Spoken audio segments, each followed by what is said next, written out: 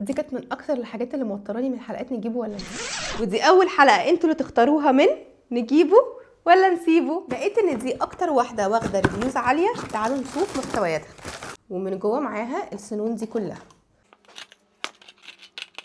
متهيألي ان دول مباشر، ويا ريت برضو تاكدوا لي في الكومنتس. دي قطعه للشيبسي، ودي عشان نمسك بيها بطاطسايه او البصلايه لو هنقشرها. مش عارفه دي بتاعت ايه بصراحه. الفيديو ده انا بتكلم بالذات عن النوع ده، وهقول لكم جايباه منين، عشان البتاعه دي في منها تقليد بالهبل. مبدئيا كخامه وبلاستيك بتاعها كويس. اول حاجه هنجربها الخيار.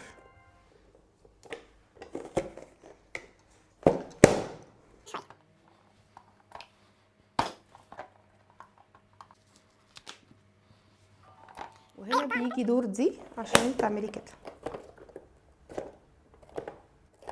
الشفرات الاصغر بتركب هنا. تعالوا نجرب بقى بتاعه الشيبسي دي. نركبها كده.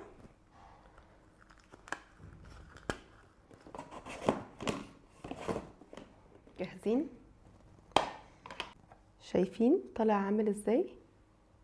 تحفه. ده شكل تقطيع الخضار. المشكله الوحيده بس اللي فيها ان دي مش بتثبت قوي، بس يعني مش مشكله، بتقدري تعملي كل حاجه عادي جدا. جبت الشفره دي عشان عندي فضول قوي اعرف بتعمل ايه.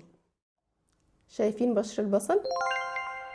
بس الحاجه اللي هتخليني اقول لكم ان احنا ممكن نجيبها ان سعرها 215 جنيه بس. هي بصراحه بالنسبه لامكانياتها وبالنسبه لان شفراتها بصراحه كانت قويه، فانا رايي ان احنا نجيبه. قولوا لي بقى انتوا ايه رايكم؟